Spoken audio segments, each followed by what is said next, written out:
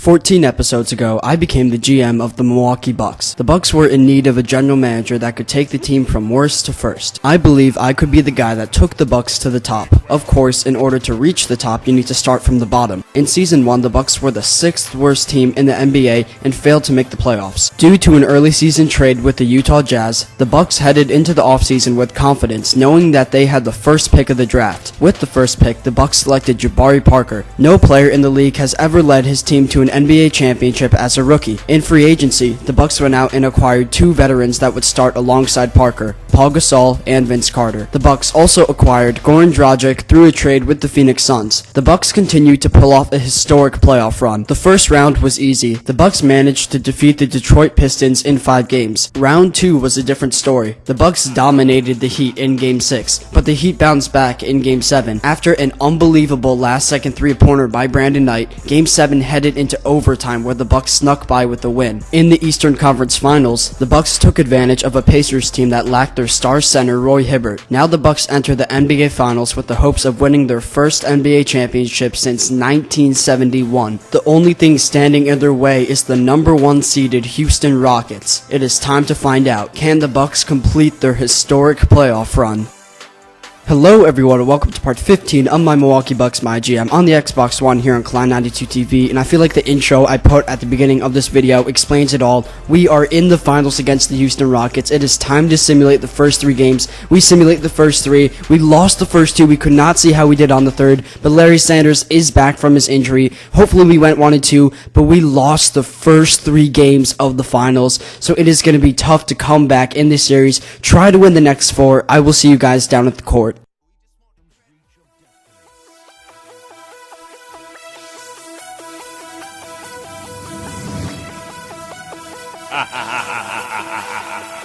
Big Will in the building.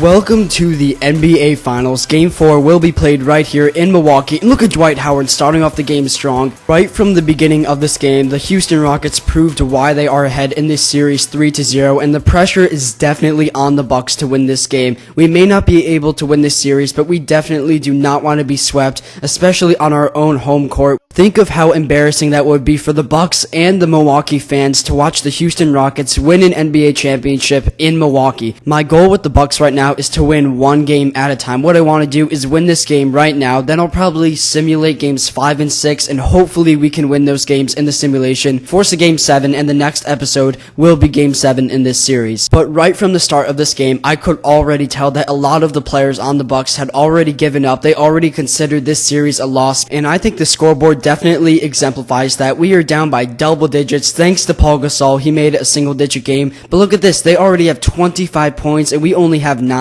We just did not start off this game very well, and the Rockets offense was just on fire. I had to start bringing the full court press in the first quarter. That is not a very good sign, and right now they have double the amount of points that we do. You can see James Harden has the ball. He's going to drive in and Euro step past Jabari Parker. Parker had just a terrible game, both on offense and defense. He just seemed like he couldn't get much going. Here Cunningham is shooting a 3, and he is knocking it down at the corner, and they're up by 13 points in the first quarter. The Rockets are proving why they were the number 1 seed in the West, and why they actually reached the NBA Finals. And one weird thing I saw about the Rockets is that they actually went into Game 7 against the number 8 seed, and I think the number 5 seed, and I just think that's a weird trend that teams that are low seeds are taking them to 7 games, when teams like the Oklahoma City Thunder, who lost in 5 games, and us could possibly get swept. You can see the Rockets are continuing to build on their lead. The lead is up to 13 points, but we're going to try to come back. The way we're going to come back is mainly through three-pointers and pick and rolls. I tried doing a pick and roll right there with Giannis, but that ended up not working. Isaiah Cannon is going to go coast to coast and get a layup at the other end, and the player that was killing us more than anyone else in this game was actually Goran Dragic. He could not make any shots, and he was not getting any of his passes to work out. I think there was a sequence of plays in this game where Goran Dragic literally had 3 wide open three-pointers, and he missed every single one. And especially after performances like this, it really makes me question whether or not I really want to keep Goran Dragic around, because you guys know the offseason video is either after this episode or it's 2 episodes away. Dragic will be a free agent, and I don't really know if he's going to play like this in key situations. I don't know if he's really worth re-signing. In the second quarter, we are continuing to bring that full court press. Vince Carter gets a steal, and he's going to slam it in at the other end. With under 4 minutes left in the second quarter, we have narrowed down the Rockets' lead to just 4 points, which is really good, especially when you consider that we were down by, I think, 16 points at one point in this game. Now, Shane Battier has the ball. He's got Noah Vonleh on him. I have no idea how the Rockets got Noah Vonleh in the draft. He must have had to drop pretty far in the draft in order for him to fall to the Rockets. And after a dunk by Shane Battier, we are able to get the steal the next play and force a turnover on Isaiah Cannon. But whenever the full court press did not work out, the Rockets were getting easy buckets on the other end. There's under a minute left in the first half. Brandon Knight has the ball. He's our clutch player, so we're going to try to get a shot off. He's going to do a pick and roll with DeJon Blair, and Blair gets a nice layup at the hoop. So going into the second half of this game, we have chipped at the Rockets' lead significantly. It has went from 16 points to just 5 points. So I'm pretty confident that we could make a comeback in the second half of this game. James Harden was the leading scorer on the Rockets, and there was one player on the Rockets that I expected to play a lot better, and that was Dwight Howard. He didn't have that good of a game, and I think at the end, Jeremy Lin ended up having more points than him. And of course, right as I say that, Goran Dragic is making Dwight Howard look bad with that pump fake. He then passed it off to Brandon Knight, our three-point specialist, who knocked down that three-pointer. Here's Dragic with the ball, out to Jabari Parker for the three, so we're starting to make our three-pointers going into the second half of this game. Now Jeremy Lin has it. He gives it to Dwight Howard in the post. He's got Jabari Parker on him. That's a huge mismatch, and Dwight Howard will definitely take advantage of that. The game is now tied at 67. Jeremy Lin has the ball, and they're finally finding holes in our full court press. It looks like Paul Gasol should have had that steal, but for some reason the animation moved him away from it. Now Vince Carter has the ball. There's an open basket, but for some reason Vince Carter gets put into an animation where James Harden easily blocks it. Dwight Howard is bringing up the ball. He passes it off to Chandler Parsons, who will knock down that mid-range jumper. The Rockets have taken a 1-point lead over the Milwaukee Bucks. So Jabari Parker has the ball. He passes it off to Vince Carter for the three. Chandler Parsons gets the rebound, and look who's cherry picking on the other side. Stupid Jeremy Lin is cherry picking, and he gives the Rockets a 3-point lead over the Bucks. We are approaching the end of the third quarter. James Harden is missing a layup. Vince Carter is going on the break, and Carter makes a very smart decision here. He draws Patrick Beverley out to the right side, which leaves Carlos Stefano wide open for 3 and puts us within 1 point of the Rockets. Now Patrick Beverley gets the ball, and Norris Cole is playing good defense on him. He steals it from behind, and big DeJon Blair will run the break and slam it at the other end to give the Bucks a 1-point lead. There's under a minute left, and the Rockets are running on the fast break. Covington goes down in the post on Carlos Stefano. He fades away to the left side and knocks down that shot. They've narrowed down the lead to 3 points. Starting off the fourth quarter, Brandon Knight is taking up the ball. He makes a risky crossover trying to get by Jeremy Lin. Lin steals it, and he will get a layup at the other end. I thought I had the block with Brandon Knight. I thought I was going to be able to chase him down, but it just did not work out that time. Now Lin is making a nice backdoor cut, and Jeremy Lin is definitely a player that I will look at coming into the next offseason, and I think he's the good kind of scoring point guard that we need on this team. Patrick Beverley committed a stupid turnover. The Bucks get the ball, go on the break, give it to Goran Dragic down low, who makes a layup. Now Beverley is bringing the ball up. I try stealing it with Dragic, and he throws a lob to Dwight Howard. That was a killer play for the Rockets, but we are still holding on to an 8-point lead. And look at this Covington player. He is a power forward that is making 3-pointers over Paul Gasol. There's 7 minutes left. They're going to give to James Harden. He pops the 3 but misses it.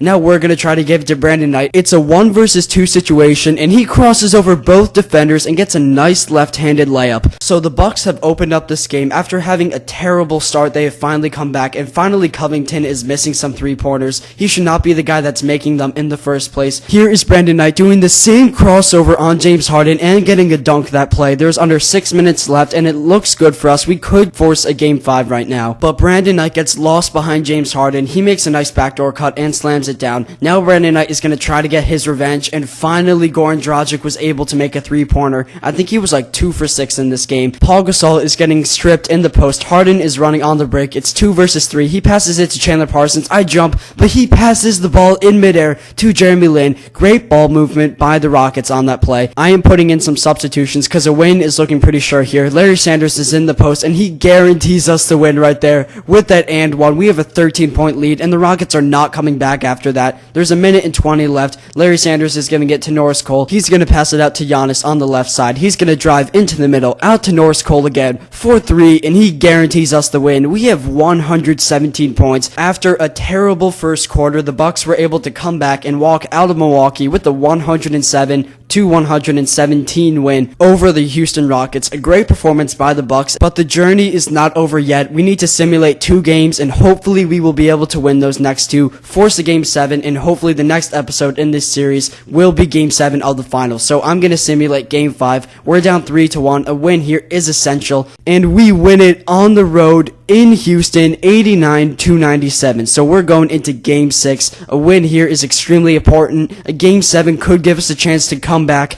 and we lose Game 6 of the NBA Finals. We will lose the NBA Finals 4-2 against the Houston Rockets. A very upsetting performance by the Bucks. We had such a historic playoff run. I was so excited going up against the Houston Rockets, but after we went down 0-3 against the Rockets, all the life was just sucked out of all of the Milwaukee Bucks players. This series was an extremely tough loss because nobody wants to be number 2. We were so close to winning an NBA championship, but we can at least go into the offseason with some confidence. Now that we've proven to be a pretty good team, more players in the free agency are probably going to want to come play for us, and there are some pretty big free agents. So I hope you guys are excited for the next episode in this series. I hope you guys had a fun time watching this video. Be sure to have a great day. God bless you guys. Bye.